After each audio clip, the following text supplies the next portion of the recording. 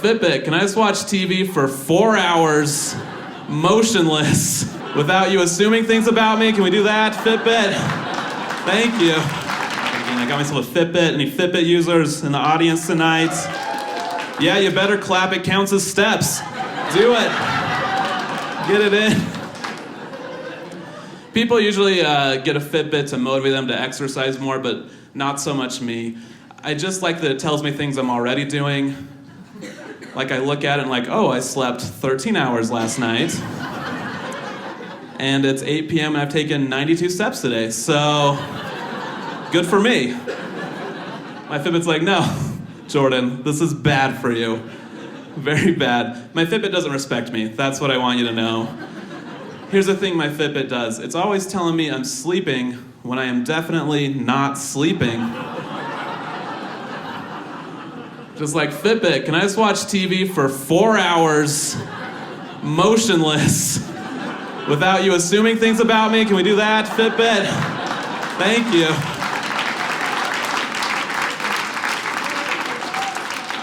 So I feel like I have to hide things from my Fitbit. Like I'll take it off before I go into a restaurant. I'm just like, you don't need to see me like this. Lost enough respect for me already. I think my Fitbit will have a hard time coming to terms when I die, because I'll die and people will go to my Fitbit and say, hey Fitbit, Jordan's dead. And my Fitbit will be like, yeah, no he's not. I've thought that before and will not fool me again. I feel bad for it though, because it probably came fresh green out of the Fitbit Academy. It's like, I'm gonna slap myself on somebody's wrist and change their life. And then we met and I was like, yeah, we're not doing any of that, Fitbit. Lower your expectations. The rest of the set's Fitbit material, just so you know. 30 more minutes of Fitbit jokes. We'll get there. But we set up boundaries. We're getting along better now because we set up some boundaries. The other day my Fitbit popped up and was like, hey Jordan, are you gonna walk 5,000 steps today? And I was like, hey Fitbit, are you gonna walk 5,000 steps today? Last I checked, I'm the one with the legs. So don't talk the talk unless you're gonna walk the walk. I will also not be walking the walk. So now that we respect each other a little bit, I feel like on my actual deathbed, my Fitbit will be sad, will be hovering over me, like my arm will be in the air for some reason. And my Fitbit will look down at me and be like, Jordan, I failed you as a Fitbit. I couldn't save you from your own bad decisions. And I'll be like, no, Fitbit, you were a great Fitbit. You may not have made my body better, but you definitely made my heart better. Like, not physically better. I just mean, I'm glad we overcame our differences, and we're friends now. I'm so excited to be here. You guys, I saw something interesting this week. I think people want their bumper stickers to persuade people. And maybe you have this, maybe you don't. But I've never been persuaded by a bumper sticker before. Like, no political candidate, no social issue. But I found a guy that rigged the system. Here's what he did. Instead of purchasing a bumper sticker, he went on his computer, typed out full paragraph arguments, printed them out, laminated them, and taped them to the back of his car. And you think it wouldn't work. I mean, just off the bat, you think it wouldn't work. You think nobody would take the time to read it, but I was stopped behind him at a stoplight, and when you see it, you're like, he put so much effort in, I gotta read this. And I leaned in to read it, and I looked to my left and my right, and both cars stopped, were leaning in to read this thing. And you could tell he rushed it, actually, because it was still like in 16-point font. He didn't even change it from Calibri. It was just the default setting. And here was the first line. The first line in this paragraph said, communism is Satan's counterfeit to God's plan. I don't care about any of those words. And I don't want to care about them. I want to just read it and move on. But here's the thing. He had supporting arguments. So I started reading them, I started feeling persuaded. I don't know if you've been in a situation where you don't care about something and you start caring about it. It's the worst to get out of that situation. So what I did is I tapped on the window next to me to get their attention. I did one of these. I did a... And we laughed and we drove on our way and forgot about it. So, no bumper sticker persuasion happened that day. You guys, I'm glad it's 2017. I know 2017 has been a weird year, but here's why I'm glad. I feel like we're not celebrating things that we've overcome. You guys, 2016 was the year that Clownmageddon happened. Do you remember this? Clowns were just terrorizing people in the streets, like all over the country. And it ended and we just forgot about it. We did it. We should be celebrating this. It was a coordinated clown effort. And I don't want to brag, but I was kind of following it before it was a big deal. I got a hit on my Creepy Clowns Google alert. I was so excited. Here's what the first article said. The first article about Clownmageddon read like this. It said, in a town in North Carolina, children are being lured into the forest by clowns or people dressed as clowns.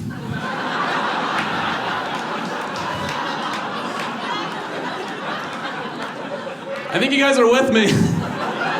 Aren't all clowns just people dressed as clowns? Are we really worried about whether or not they graduated from an accredited clown college at this point? Did they interview the dean? He's like, I don't know who these tree clowns think they are.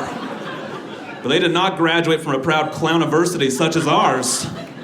And yeah, Provo, in the clown community, they prefer clowniversity over clown college. Clown college is kind of insensitive, so stay woke. Or maybe the newspaper was just worried about being politically correct. They want to be PC, and they're like, look, maybe they look like clowns, but they identify as mimes. Who are we?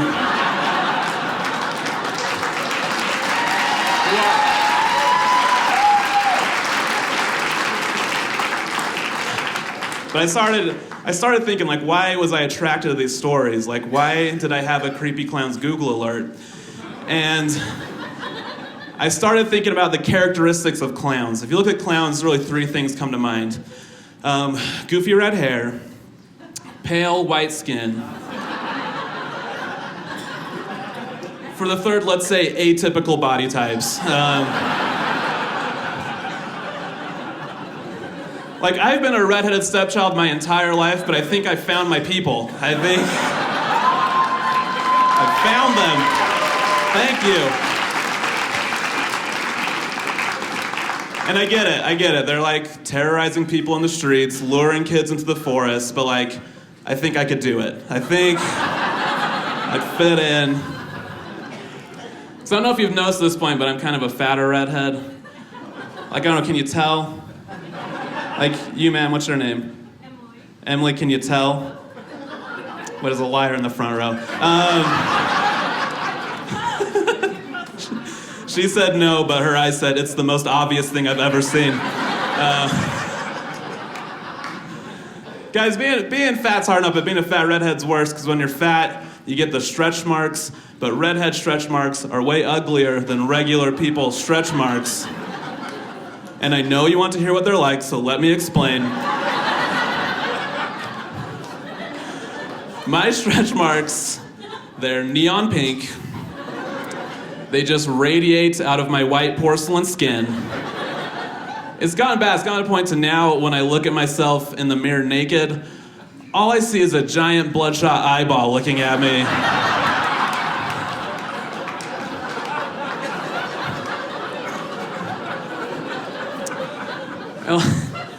Like, I want to get rid of them, but I don't want to exercise, so I've just been bathing in Visine, and it doesn't work. I had a guy come up to me after the show once. He's a little bit drunk. He got right in my ear, and he said, "You sure were a big, fat, funny ginger up there." Like, as a compliment. He was like, "That ginger chub made my day. I'm gonna go make his day right now." As we break it down, you guys, only one of those words is a compliment. Funny is a compliment for comedians. The rest range from slightly offensive to totally offensive. Like, big, slightly offensive. Fat, definitely offensive. Ginger, it depends on whether he was a redhead or not. He wasn't super offensive. It's our word, Provo. Yeah. I'm also glad it's 2017 because 2016 marked the year that I was kicked off an amusement park ride for being too large. Yeah, it's gonna get sad. Buckle up. Because they would not let me buckle up. I was in Orlando. I was at the Harry Potter Capstone Hogwarts experience, and I sat down, and it wasn't gonna work out. And to be fair, they weren't mean about it. They weren't like, "Oh, troll in the dungeon." They were like, no, sir, this isn't gonna work. Come over here. You get to wait over here while your friends ride the ride. So there I was in the obese section. But it was Harry Potter themed, so it was like obesity and other obscurities or something like that. There it was. And in this section, they have a person whose job is actually to talk to all the people they kick off the ride. And it makes sense. They're like, look, when you kick the fatties off the ride, you got to talk them down to make sure they don't go around and start eating everybody. So he was talking to me. He's like, I'm sorry this ride didn't work out. How about you try the Spider-Man ride? I really like the Spider-Man ride. All I was hearing was like, the Spider-Man ride has really big seats. And it was okay. I was fine. But it made me think about Harry Potter. Because we think of Harry Potter as kind of like this benevolent, turns the other cheek, good kid.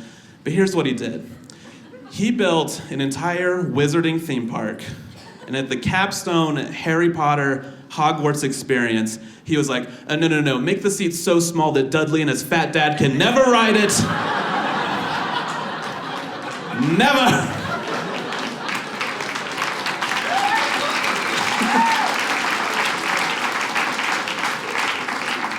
Yeah, you better applaud. Harry Potter's a jerk. It's the next book, Harry Potter and the Theme Park Built of Spite. Guys, I'm part of a religion where we believe there's truth in every religion. We just kind of had the most of it, not a big deal.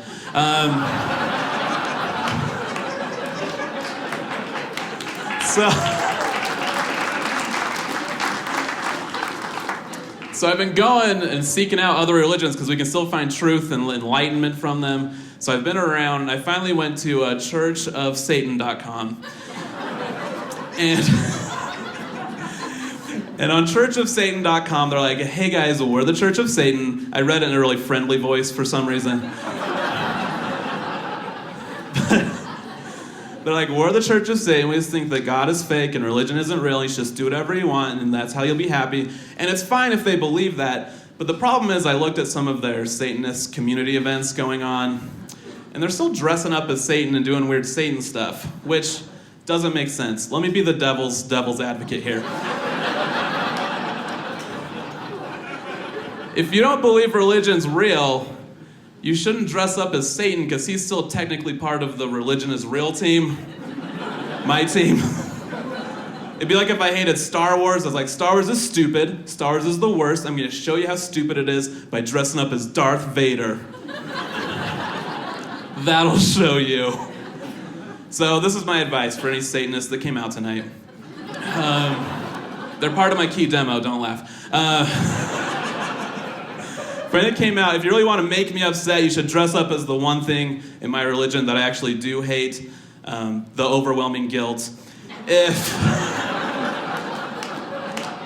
you can capture, there's some guilty people in the audience. If you can capture that, you would really get my goat.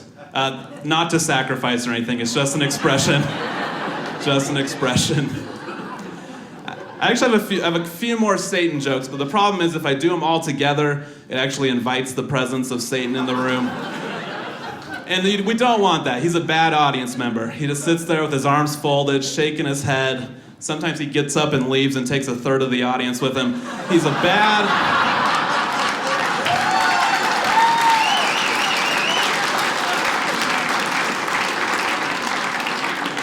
audience member. So what I'm going to do is say, get behind me, Satan. We might come back to you, we might not. I'm going to get a feel for you guys. I don't know. Guys, I used to work at a hotel. I worked the overnight shift at a hotel. Interesting people come in to overnight shifts. Let me set the stage. We sold waters at the front desk. They were $2. They are overpriced. We are not Costco. Calm down. We sold these waters, and a guy came in to buy one, so I said, okay, so that's $2. He said, $2? what, did you baptize Jesus in this water? Is the question so profoundly stupid that I just like repeated it to him, like, did we baptize Jesus in this? Because like to him that increases the value of the water. To me, I'd look at it and be like, oh, a 2,000-year-old drinking water used to bathe a homeless carpenter in the Middle East. Not paying $2 for that. Doesn't sound refreshing, but we should. Let's give him the benefit of the doubt. Let's say at the time of Jesus' baptism, people were bottling water. And then today, it had become some sort of hipster delicacy drink where people are like, you haven't drinking the baptismal water yet? You haven't lived yet. It would have a great marketing campaign because they could be like, touched by Jesus, bottled by John. It's not artisanal, it's baptismal. And so if that's the case, we as a hotel in Lehi, Utah, had paid for this to be shipped, purified from Jerusalem to Lehi. In that case, sir, I think you're getting a steal. That is way under market value. But here's the question. I know each and every single one of you are having this question in your head. The question is, would we have saved money on purification? Here's why it's the question. Because if Jesus gets baptized in that water, do you have to purify that water? And the answer is no, you don't have to, but you should to set an example for future waters to come. That's how it works. I had another lady come into the hotel. She was really excited. She was from Idaho. I assume she was excited to be anywhere but Idaho. She came in, and first thing she said was, is today a holiday? Which it wasn't, but you please the customer, so I was like, well, every day at Best Western's a holiday, ma'am. And I asked her, why do you think it's a holiday? And she said, well, just outside, there appears to be some sort of cultural gathering going on. Which I didn't know what that meant, because nobody would know what that means. I checked her in. I wanted to go see what this cultural gathering was, so I went outside. And all it was just 3 teenage Mexican girls just like hanging out in the grass, like after school. So this Idaho lady was so profoundly sheltered that coming across this, she was like, whoa, near my lodging it appears to be some sort of cultural gathering going on. These majestic travels in the land down south. One last thing about the hotel. Since I worked the overnight shift, I'd usually have to take the trash out at night. Here's the thing people do that I didn't like. When the trash can was full, people would just start placing their trash around the trash can. Yeah, that doesn't count. That's just littering really close to a trash can. I've been watching basketball, no matter how close the ball gets to the hoop, unless it goes in, that's the only way it counts. Let me give you a more explicit example. Let's say you need to go to the bathroom. And when you get to said bathroom, the bathroom's closed.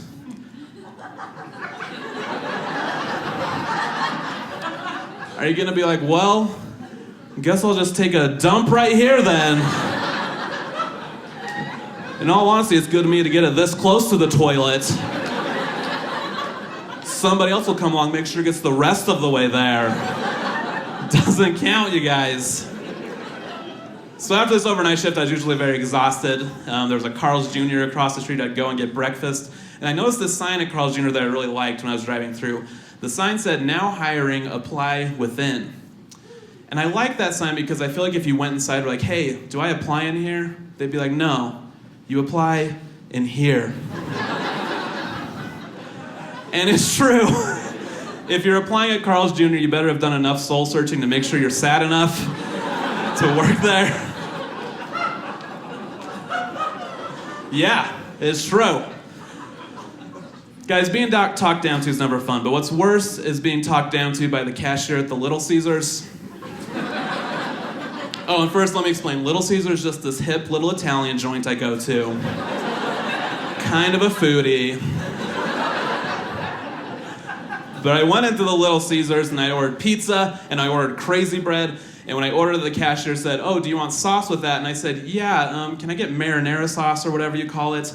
And here's where he talked down to me. He got a little smug. He was like, yeah, sir, it is called marinara sauce. You were correct. Don't patronize me over marinara sauce. Here's the thing, you guys. I know it's called marinara sauce. I just didn't know if that's what they called it. Let's rewind the order. They call their breadsticks crazy bread. So maybe the marinara sauce was called like Mitza Psycho sauce or something. So I was angry. I was standing there. I was fuming. My blood was boiling. I was really just hot and ready. And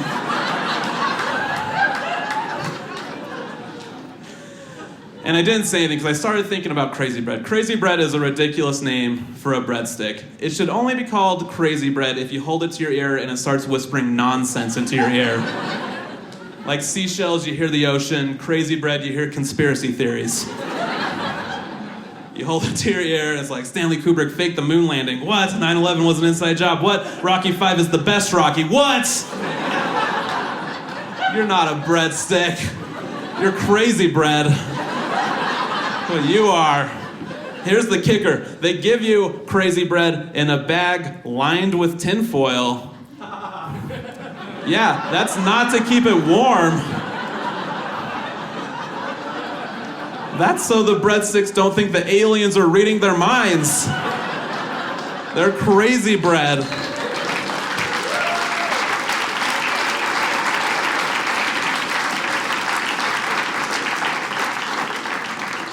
But no, I mean, even with that situation, I was actually in favor of raising the minimum wage, except for at one store. Because I will lose my mind if I ever find out the employees at Dollar Tree make anything other than $1 an hour. And not just because I think it'd be appropriate for the branding, I think it's also just kind of what they deserve. Yeah, we're about to roast some Dollar Tree employees right now on this show. Yes! Every Dollar Tree employee looks like they've been wandering in the wilderness for 4 years. And somebody just decided to build a dollar store around them. The only good thing a Dollar Tree employee does is that when you're in there and you have the sudden realization of where you are, you're like, oh, what mistakes did I make to get to this point in my life? You can look at a Dollar Tree employee and be like, actually, I'm doing quite fine. Because here's my experience with a Dollar Tree employee. I went to Dollar Tree, I got my items, so like a spoon and a party hat, whatever you buy. And I went to check out, and the lady at the front desk said, oh, will you be paying with cash or credit? And I said, cash, and went to hand her money, and under her breath she said, oh no, not again. Like she didn't want to count the money. They deserve $1 an hour. I'm sorry, I feel like I made it weird. Are there any Dollar Tree employees here tonight? Woo! Who paid for you to be here? You have some nice friends.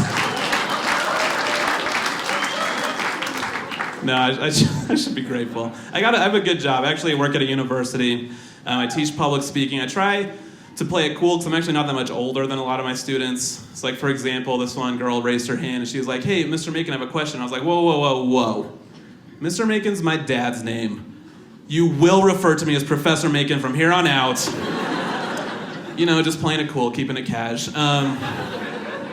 Believe it or not, students can be actually disrespectful. This happened, I finished a lecture, I said, are there any questions? A student raised his hand, I said, yes. He said, yeah, you look like the bad guy from Toy Story 2.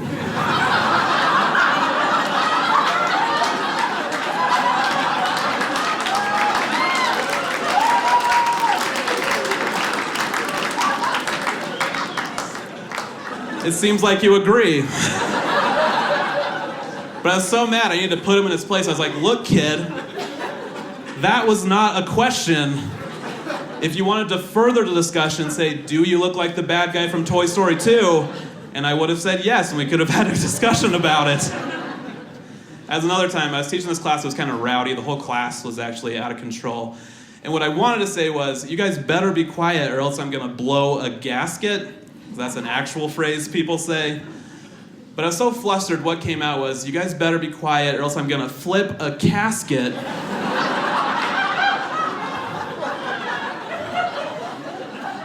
And there was a pause. Because both parties knew something was wrong.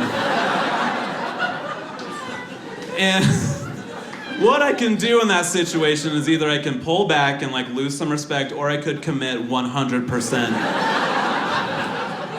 I committed 100%. I was just like, yeah, I'm so mad I'll be flipping all your caskets. I'm gonna come to your funeral and disrespect it. That's what I'm gonna do. No, it's weird though. It's especially weird trying to gain the respect of students because I've been living with my parents for a little bit, which I don't want them to know. Actually, I like living with my parents right now. It's great. But something happened that's never happened before. I was sleepwalking, and I've never done that before, but I was sleepwalking and I tried to get in bed with my parents. And I woke up as I was hovering over my mom. And she was like, Jordan, what are you doing in here? And I was embarrassed. I didn't want them to know I'd been sleepwalking because I'm like independent and stuff like that. So I thought on my feet. And I was like, I had a bad dweem. And they snuggled me better. It was fine. We got out of that situation. I'm sure you guys have been wanting me to talk about how sweaty I am, so I guess I'll do it. I'm kind of a sweaty guy, and it's embarrassing. Sometimes I have to apologize for my sweat. Like if somebody sees me and they give me a side hug, so my lower back is always sweaty. It's like, oh, nice to see you too. Sorry about the sweat. It's embarrassing. Sometimes I have to preemptively warn people, be like, whoa, whoa, before we engage in this social interaction, gotta warn you, it's getting pretty moist back here. Don't want your fingers to get all pruny. But you guys, I had an experience that really opened my eyes to the world of sweat. I was wearing kind of this poofier dress shirt, so my shirt wasn't plastered to my back, and this droplet of sweat slid down my back and tickled the top of my butt crack. It was amazing. Yeah.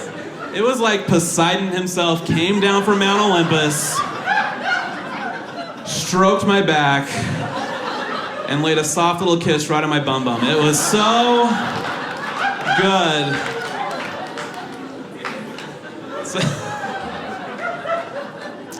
So this may surprise you, but I prefer deodorant over antiperspirant because I feel like deodorant sets more realistic goals.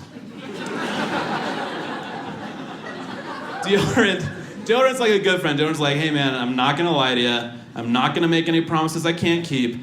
Things are gonna get wet. I'll make sure you don't stink for like 2 to 3 hours tops. Whereas antiperspirant's a little arrogant, a little cocky. Antiperspirant's like, oh, put me on, no sweat, dude. You can go for a walk. You can like go sit somewhere warm for a little bit, no sweat.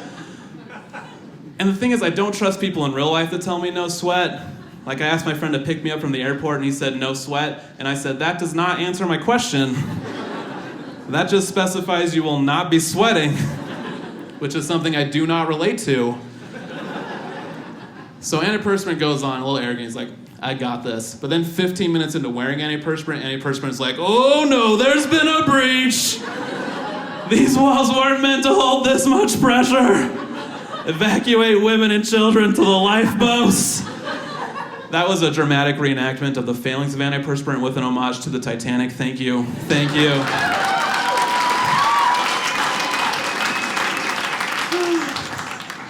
Oh man, I'm actually divorced. Don't forget, I'm okay. I'm divorced, and not because of the sweat. I mean, partly because of the sweat. But my ex-wife, she worked at this store called Justice, which Justice is a tween girl store, a store for girls ages 8 to 14. It's pink, it's sparkly. I don't know why it's called Justice. It should really be called Puberty Girls.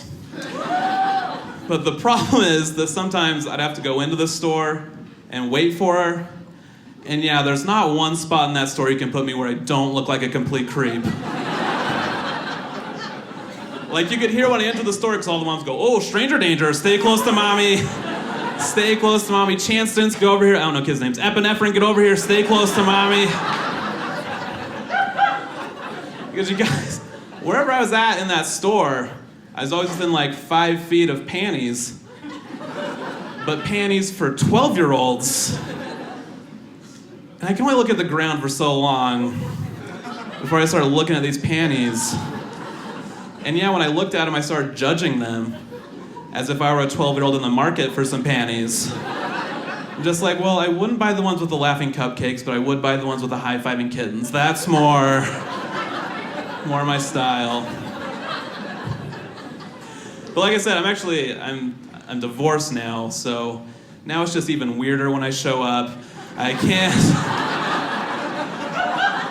catch a break. Let's talk about panties for one more minute. I think we're liking this. I have a weird relationship with Victoria's Secret, because when I was a kid, I was like very intrigued by it. I'm like, get me in there. And my mom would like have to like cover my eyes as we walked past, and I was like, oh, semi-annual sale, I know what's going on over there. But now I'm adult and like I date women. I do date women. I've been in there a lot, and it's my least favorite place to be. It's this perfect, pretty person utopia, and I'm just this fat, ugly alien invading the premises. You guys, one time I walked into Victoria's Secret with a GameStop bag. Yeah, that didn't make me feel better. I was like, if our physical appearance isn't proof enough of our diversity, let me present you with this bag of video games. And when you walk in like that, the employees are like, oh, he's in here because he'll never see our product in the real world. So, just let him. Yeah. Just let him wander. He'll be back. No, actually, I did grow up in a very religious household, and I liked it. We, family, we loved each other. We played games together. Sometimes we'd play games and take the sin out of them. So, like, we'd play Monopoly, but not use any of the money. Just go around the board. And I'd be like, I landed on Pennsylvania Avenue, Mom. I've never been to Pennsylvania. And she was like, yeah, and you never will, because Utah's Zion. That's how we played board games. But my favorite all-time board game was Two Truths and a Truth.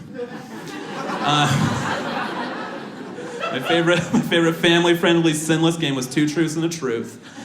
And you're probably wondering how I played it. Well, you would say 3 true things, and then the rest of the people would have to choose the most true one.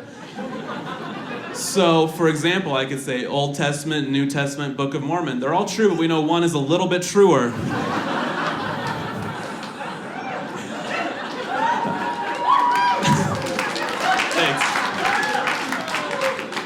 That joke only works if like 45% of you are Mormons, but it worked out. No, I am Mormon. I like being Mormon, but sometimes I hear things at church that stress me out a little bit. Like I was at church and I heard people talk about tithing, and they said, I love tithing because it's the one commandment I can be 100% perfect in. And it's true, you can do the math, pay exactly 10%. When I hear people say it's the one commandment they could be 100% perfect in, just like, are you struggling with the whole not murdering people commandment? I feel like I'm 100% perfect in that one. I didn't know there's so many Ted Bundy Mormons still out there. You know, it's like, oh, you murdered somebody, just don't take the sacrament for a couple weeks. Truth is, a lot of us in the congregation are struggling with it right now. I have a couple more things for you, then we'll get out of here. You guys have been so much fun. I like reading things on the internet. One thing I like to do is read like fun nature facts of the day. So I found this fun fact of the day, and it said, if the Earth were to move 10 feet closer to the sun, everyone would burn up and die. Just like a super fun fact of the day. Because we're like the perfect distance from the sun right now. But I'm a redhead, so the sun already stresses me out a whole bunch. So I needed to find out if it was true. So I went to a fact checker website and said, no, this is a myth going around the internet. The Earth is constantly moving closer and further away from the sun. If the Earth moved just 10 feet closer to the sun, everyone would be fine. Which was a relief, but I noticed the word everyone had an asterisk by it. So I scrolled to the bottom of the page and it said, yeah, everyone would be fine except redheads. They would disintegrate into little piles of cinnamon sugar. But the good news is the rest of us will have twice as many swirls on our Cinnamon Toast Crunch. So silver lining. Silver lining. Some Cinnamon Toast Crunch fans in the audience. Cool crowd. Here's another thing I do on the internet. On the internet, you can read Google reviews where people can go review people or places or things, rate them out of 5 stars. Google averages the reviews. I came across the reviews for the Utah State Prison. 3.4 stars, guys. 3.4. I've spent money to stay at a Motel 6 that received 2.6 stars. Didn't realize they were living it up over at the prison. I came across another review, a review for a mixed bag of candy like Reese's and Snickers for Halloween, 3.2 stars. So yeah, worse than prison was this bag of candy. And you can read individual singular reviews people leave, and they leave comments. So I read one lady, she was really mad. It was all in caps. She said, I bought this mixed bag of candy, and when I got it, it was mostly Snickers. So much for variety bag. 2 stars. Yeah, she showed that bag of candy what's what. So I wanted to compare. So I went back to the prison reviews. I found an individual review. This one was from a former inmate. This one was also all in caps. All it said was, you get to be treated like a child again, 5 stars. So, it's about perspective, you guys. I've only left one Google review in my life. I've only left one, and it was for this improv troupe in Utah County, actually. And I did not see them perform, but they were just kind of mean to me and my friends once. So I got them back the only way I knew how. And I should explain, improv comedians and stand-up comedians, there's like this natural distaste for each other, natural dislike, like cats and dogs, or like Trump in the media. Just this natural. And so we were performing at the same place, and we crossed paths, and things got a little heated. They said something like, oh yeah, well at least we don't have to write our jokes down. We just think of our jokes on the spot, which I'll be honest, hurt my feelings. And so later on, we were like, oh yeah, well anybody can think of garbage on the spot, but it was like a lot later, they were gone, we don't do improv.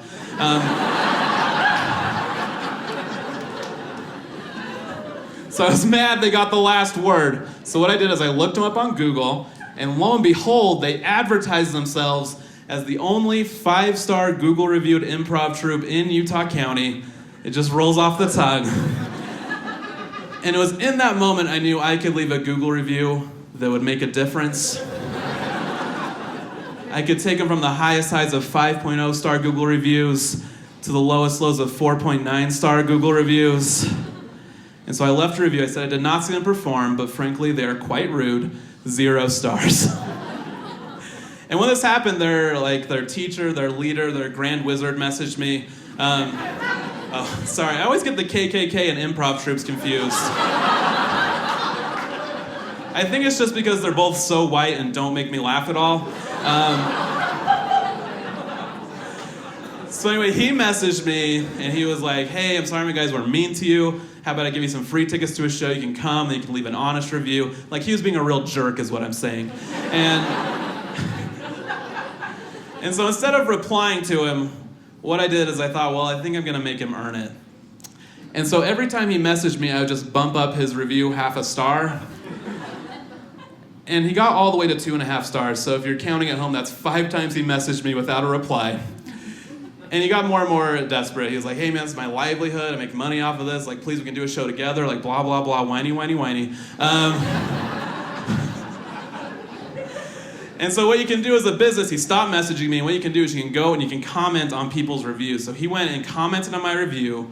And this was all in caps again.